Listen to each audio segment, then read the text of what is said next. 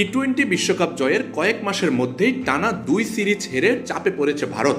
প্রথমে আয়ারল্যান্ড, এরপর ইংল্যান্ডের বিপক্ষে টি-20 সিরিজে পরাজয়ের পর দলের পারফরমেন্স খতিয়ে দেখতে পর্যালোচনা বৈঠকে বসার সিদ্ধান্ত নিয়েছে board of control for cricket in India. আগামী 19 জুলাই যুক্তরাজ্য সফর শেষ হলেই এই বৈঠক অনুষ্ঠিত হবে।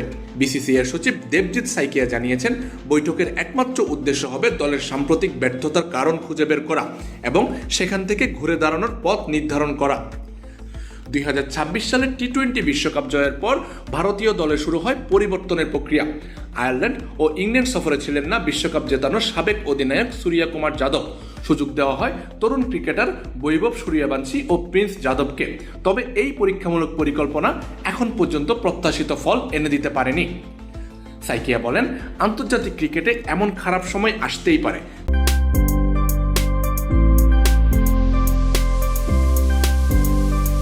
তবে ইংল্যান্ড সফর শেষে দলের মূল সদস্যদের নিয়ে বিস্তারিত আলোচনা হবে। বিশেষ করে কোথায় ঘাটতি ছিল এবং কিভাবে তা কাটিয়ে ওঠা যায়, সেটাই হবে বৈঠকের মূল বিষয়। এর বাইরে অন্য কোনো ইস্যু আলোচনায় থাকবে না।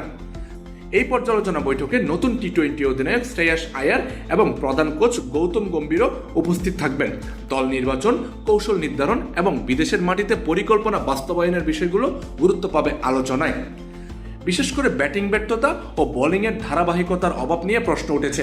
2028 সালে অস্ট্রেলিয়া ও নিউজিল্যান্ডে অনুষ্ঠিতব্য টি-20 বিশ্বকাপ এবং লস অ্যাঞ্জেলেসে অলিম্পিককে সামনে রেখে এখন থেকেই দলকে নতুনভাবে গুছিয়ে নিতে চায় বিসিসিআই।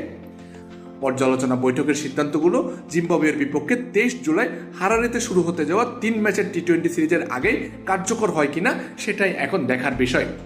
আমজাদ হোসেন আবির, খেলা 71।